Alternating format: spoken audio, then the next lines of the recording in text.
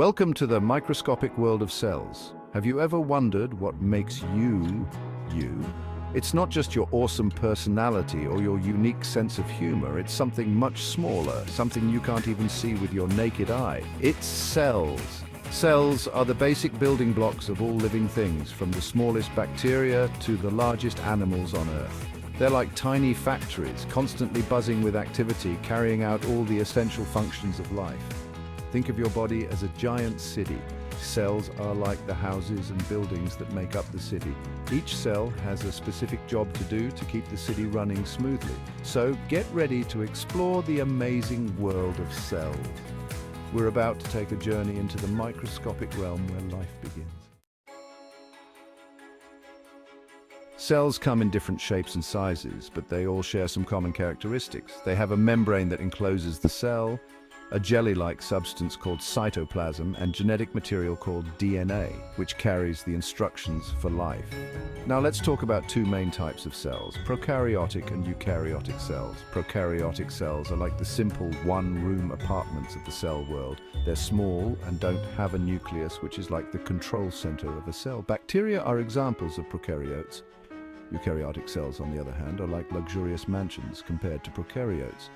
They're much larger and more complex, with a true nucleus and other specialized compartments called organelles. Animals, plants, fungi, and protists are all made up of eukaryotic cells. Imagine a cell as a bustling city. Just like any city needs borders, the cell has a cell membrane. The cell membrane is like a security guard that controls what goes in and out of the cell. This membrane is made up of a double layer of fats and proteins. It's selectively permeable, which means it allows some substances to pass through while keeping others out.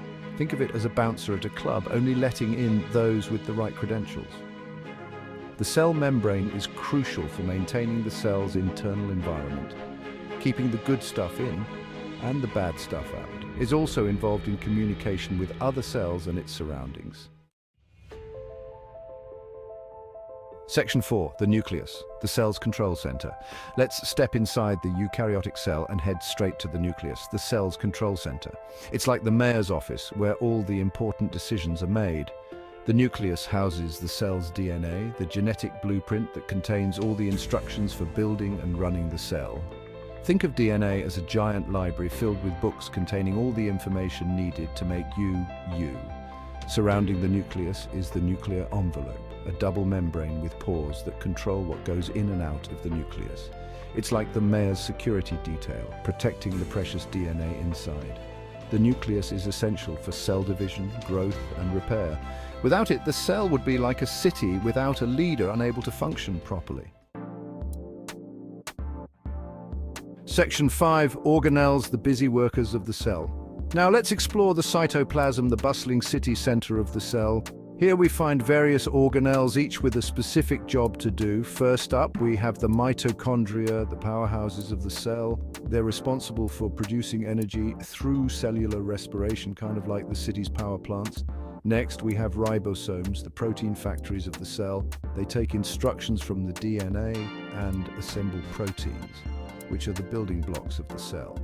The endoplasmic reticulum, or ER, is a network of membranes that acts like a transportation system, moving molecules around the cell. It comes in two types: rough ER, which is studied with ribosomes, and smooth ER, which is involved in lipid synthesis. The Golgi apparatus is like the cell's post office. It receives proteins from the ER, modifies them, and packages them into vesicles for delivery to other parts of the cell or outside of the cell. Finally, we have lysosomes, the recycling centers of the cell. They contain enzymes that break down waste materials and cellular debris, keeping the cell clean and tidy. Section 6, the importance of understanding cells. As we've seen, cells are incredibly complex and fascinating structures. They're the fundamental units of life, carrying out all the processes necessary for an organism to survive and thrive. Understanding cells is crucial for understanding how life works. It helps us comprehend everything from how our bodies function to how diseases develop. By studying cells, scientists can develop new treatments for diseases, engineer new organisms, and gain a deeper understanding of the living world around us. So the next time you think about what makes you, remember the trillions of tiny cells working tirelessly inside you, keeping you alive and kicking. They're the unsung heroes of your existence.